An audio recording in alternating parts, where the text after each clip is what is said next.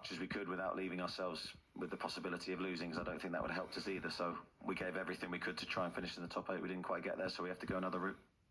Yeah, and it means that Newcastle don't have a free midweek, at least until the middle of March now.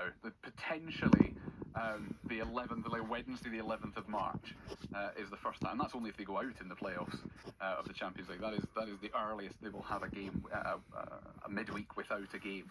Of that having started at New Year as well. Yeah. The draw for the playoff round, but just to round that bit up, draw for the playoff round tomorrow morning at 11 o'clock. We know what these things are like. It'll be 3 in the afternoon before we find out the consequences. But Newcastle know that they will either face Monaco or Karabag from Azerbaijan over 2 legs. They know that the second leg will be at home, and those matches will be played next month. We know which weeks they'll be, but not whether it's Tuesday or Wednesday. So we'll confirm all of that tomorrow afternoon. And then if they win their playoff tie, it's either Barcelona or Chelsea in the last 16. Martin, I know you watched Newcastle last night as well. It is either Monaco or Karabag. I've seen the highlights of Karabag and Liverpool, and Liverpool tore them apart at times.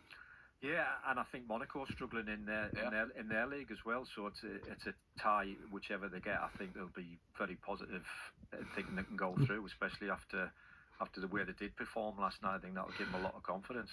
Who would you rather have, Steve, Monaco or Karabag? You probably see a Karabag, but I mean, any team, in all fairness, and I'm talking about the top teams as well, because we know how well Newcastle can be. I think home and away, they've got to fancy themselves, especially if the second leg's at home.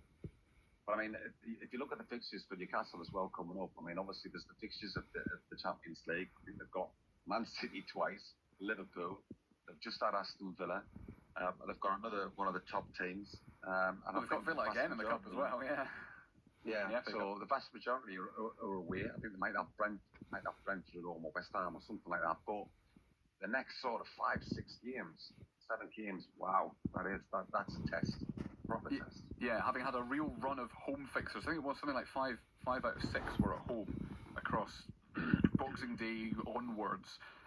Now of the next 6, just one of them is at home. You're right, it is Brentford, and that includes 2 trips to Manchester City, one in the League Cup next week, and one in the league towards the end of February as well.